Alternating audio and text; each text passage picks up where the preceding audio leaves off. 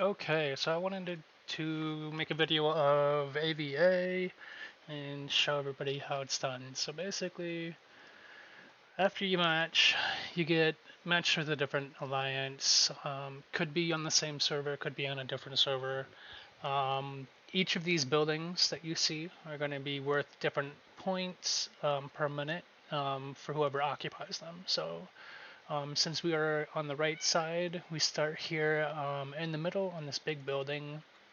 You can only port in into this blue square that you see um, until the match actually starts. And the way this works is with every building fight, essentially whoever owns or holds the building, all of the stats of all the troops are based off of whatever that person's stats are. And so you typically want to have your bigger players take these main buildings, and then you have your smaller players go for some of these other buildings that are over here. So right now we should have my other players going towards these buildings whenever this loads and occupying them, but it looks like people are a little bit slow. Basically, as soon as you get in here, the quicker you get these occupied, the quicker your timer starts. So I've got about 3 minutes after you win the battle to fully occupy um, the buildings.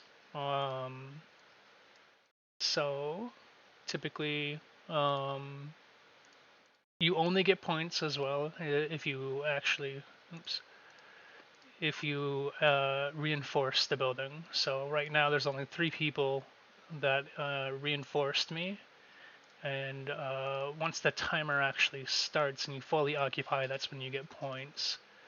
Um, so since right now none of these other people have ported in, so it could be a very easy match for us. So what I'm going to do is I'm going to recall my dragon. I'm going to reinforce this with the regular troops. Because you cannot port to other places if you have your dragon in a tile or something else. So it's best if you can to port around, because your recalls on all of these marches are going to be based off of what this timer is when you start it. So it's going to be 13 seconds no matter how far I am from the building when I hit that recall button. And now you have this option here to see what your recall timer will be. One thing is that if I reinforce this from all the way over here, it's going to be 10 minutes. So even if I reinforce, get my troops in the building, and then port to the building and recall, it's still going to take 10 minutes to recall, even if I'm sitting right where this guy is. But right now, since these people haven't showed up still, still have my troops in here, right? Yeah, so I still have my troops in here. I'm gonna go get this building. If I can click on this. Sometimes it's hard to get the positioning right on where you can actually go. Typically with these bigger buildings, you want to speed your march in as quickly as possible, so that way you're the first one in there. Um,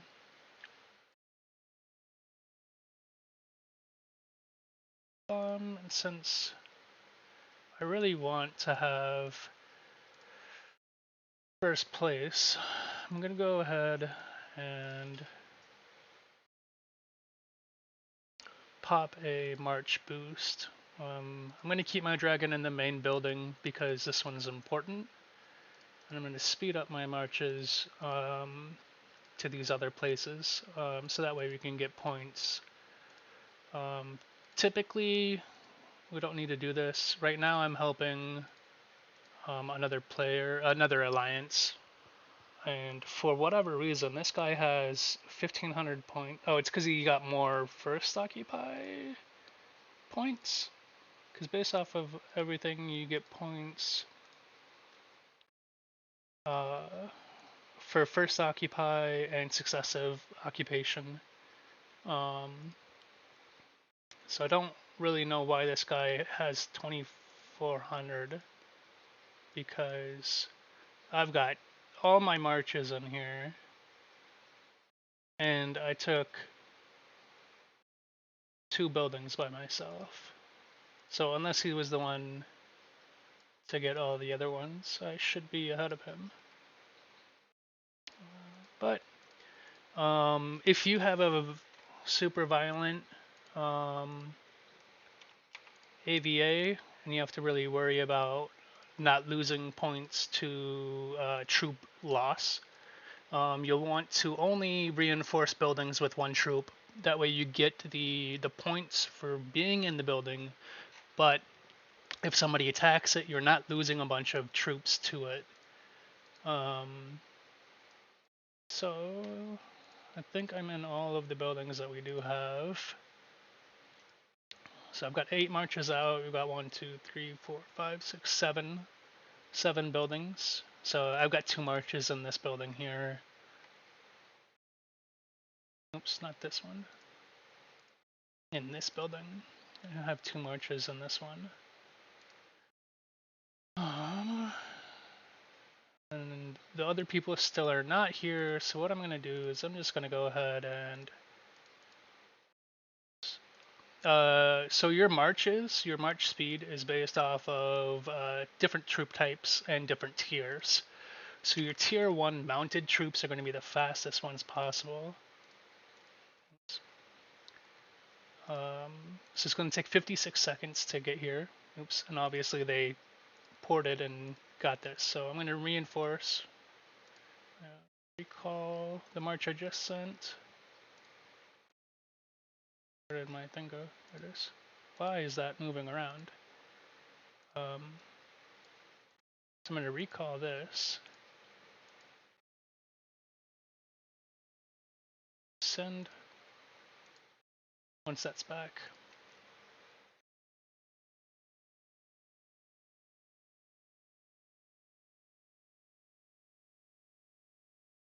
Because right now with that march boost that I used, I get an extra 3 marches, which brings me up to 9 marches. 1 is send. Clear that. I accidentally hit something.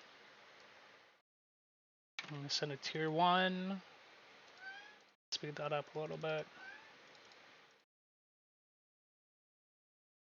And unfortunately, it's going to be very hard to actually show you guys how the game or the events played because these other people are not here at all. Looks like they matched and had no intent of actually showing up. So, let's see, I'm going to put some troops in here. So I'll try to explain everything that is going on. So, when you look at the map, you have a little icon here that shows you how much each team is getting per minute. You do not get extra points per minute as an alliance if you have multiple people in the building. You just have to actually occupy it and have, I believe you have to have at least 1 person in the building in order to get the points for your alliance. Your personal ranks are going to show up here, and you only get points for having 1 march in each building. So actually what I should do is I should recall this second one here, and I think I haven't sent anything here. Yep, so I need to toss 1 troop into this building, wait for my other march to come back, and you'll have an icon that shows up on the bottom here to let you know when it comes back. Let's speed this up. And that way, theoretically, the best way to do this is to have 1 march in every building as long as that's something that you can do. If the other person finally shows up and wants to be aggressive, then we would need to make sure that your main buildings, the ones that give the most points, are going to be your priority. You're going to want to make sure they have as many troops in as possible. Um, and depending entirely on everything, you're going to want to make sure you have the right combination of troops. So you can look at total troops here and do some quick math in your head. Typically, you won't want to have these tier 2 or tier 3 troops in here because they're dead weight. They're going to cause you to lose. So these people who put these troops in here should really only put one of these because they don't have tier 4 and they don't have tier 5. If you are doing faction, faction is going to be exactly the same map. The only difference is that it's not an alliance versus alliance. It's going to be basically a solo queue match. So you queue up by yourself and basically play with other people. Um,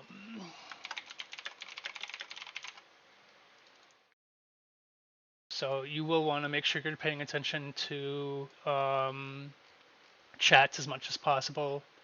A lot of times AVA can be, you can create a peace agreement so that way you basically only fight over the main building and then you have you split either top and bottom.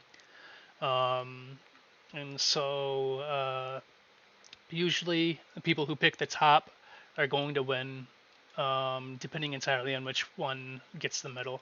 But you have more buildings on top.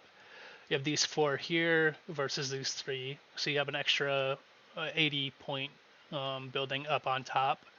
And a lot of people would be like, "Oh, I'll take top side and we can fight over Great Hall, and then you can take bottom side." So people who take the top side are going to be at an advantage, and if they're stronger and take the Great Hall, then they're going to win hands down, because all you need is having these buildings here. Alternatively, I believe if you take just the 3 middle ones and maybe one of the 80 point ones, you will also win. The only thing that can really change that is troop kills, because you're going to get points based off of occupying, but you are also going to get points for killing troops. So if you kill 300 or 275 tier 5, you get 1 point. Excuse me. But you have to kill 2200 tier 1. So if you have tier 1, you're going to give them the least amount of points by just putting that 1 in there. So a lot of times you'll want to double check on your marches here. It'll actually show coordinates of which buildings are occupying. So you want to double check these, make sure you don't have any duplicates to really tell you quickly which, if you are in all the buildings that you need to be in. Do, do, do, do, do.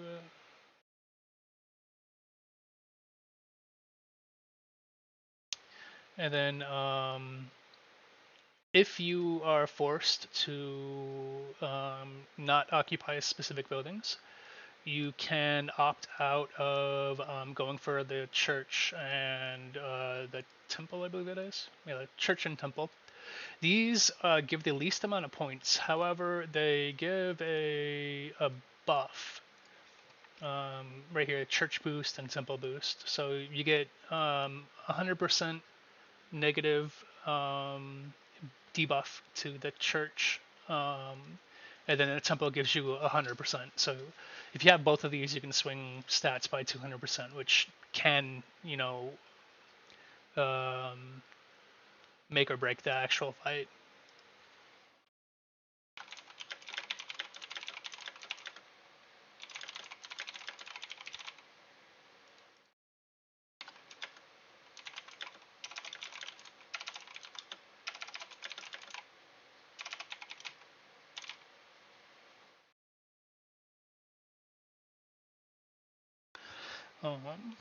But right now, I have restarted. I'm helping a different alliance, so this isn't even my main alliance. Um, and so these people haven't really played. A lot of them are new. I think this guy has played previously, um, but Tucker is another one of the leaders from my main alliance. He finally got shiny gear today, and he's got a glowy savage, so he's pretty strong. If we need to fight, he is our main rally leader. But these other people in here, I believe McWhopper has played previously. I think Axel might as well, but I don't think Reborn has. Blood Fallen is another one that came with us um, to this AVA because we're doing a different time slot than our main alliance.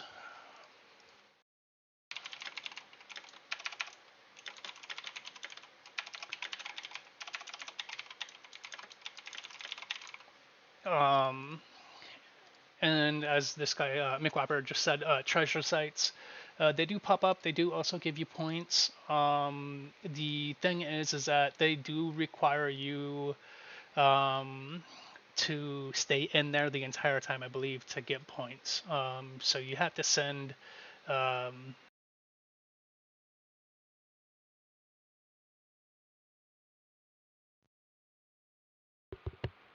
so you have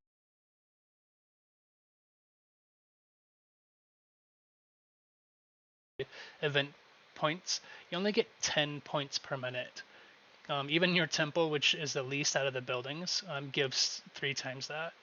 But you want to stay in these 80-point buildings at least, and preferably the main 3 that give 150 or 200 points. Sadly, these other people are not here. Outside of that,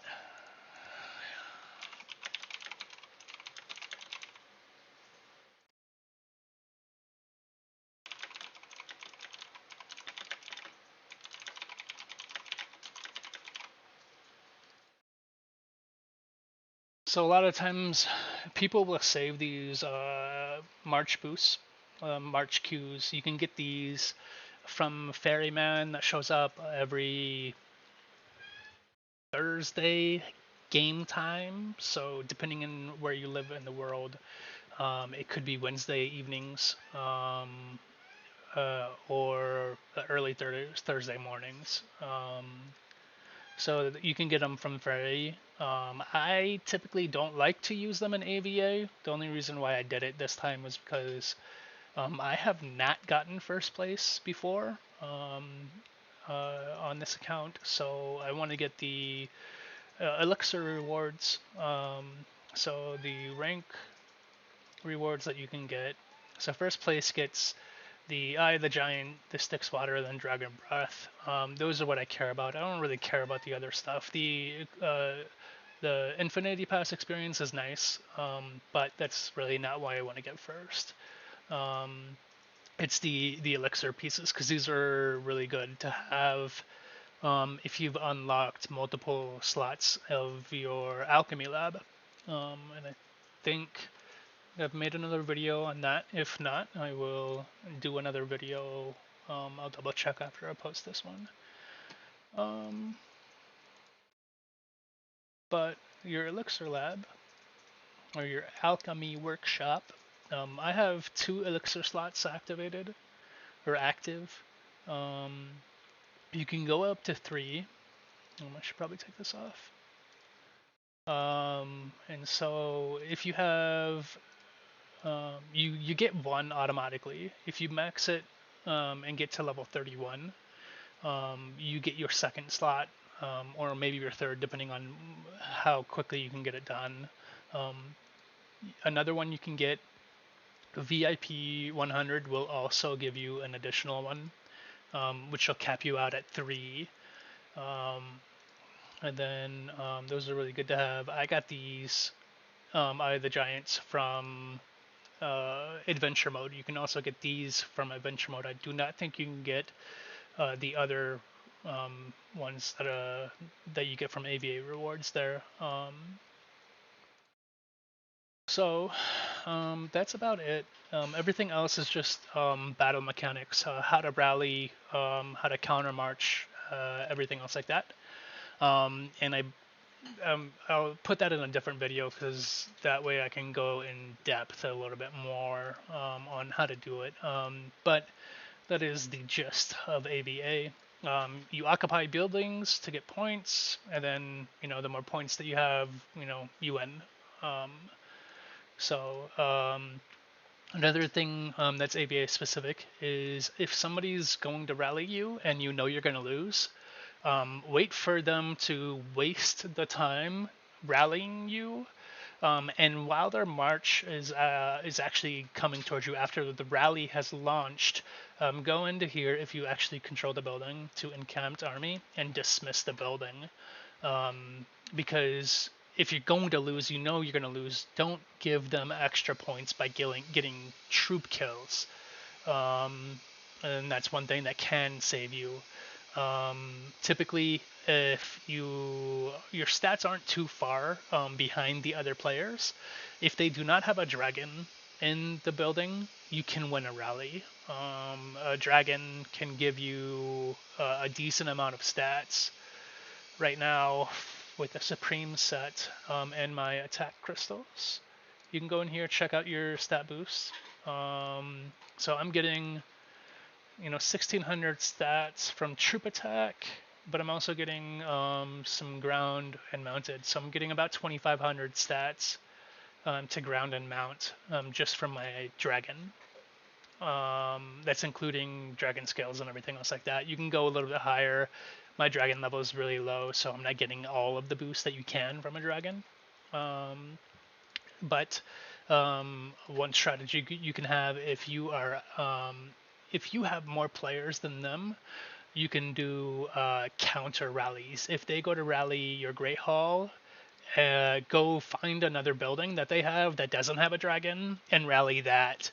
That way, when they rally you, you can take the troops out. You lose the fight, that's fine. But if they keep the troops in their building and you win that rally, you net a higher point gain from that because you're going to get the building or should get the building, but you're also going to get more troop kills because you won the fight. Whereas they would only get troop kills from one building. And then another thing you can do is you can rally multiple buildings at one time. You can only have one rally per alliance, but everybody in that alliance can rally a different object. And so if you need to, just synchronize your rally attacks so that way they can't defend everything sometimes. If they only have like one player, like I believe this alliance, if they would have showed up, would have only had one real rally leader, because I think it's just this 10 bow player here. The 4 bow players and 3 bow players probably are not strong enough to actually lead. Like this one doesn't even have guardians active, so this person definitely is not strong enough to survive a rally hit. So they would only have one player that can hold a building, and they would need to keep their dragon in that building. And any building that doesn't have a dragon is a hittable target. Typically, it just depends entirely on whether or not that other person has high stats or not from research and mana stones, and that'll be a tipping point. That's about it. I think if you guys have any specific questions on mechanics, leave a comment. If not, unfortunately, this is the video that I wanted to make, and this is the time slot that I have to make it, and these people didn't show up. So unfortunately, there's not a whole lot of interaction with this.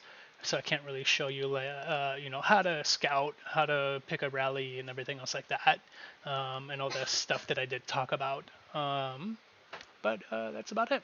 Have a good day.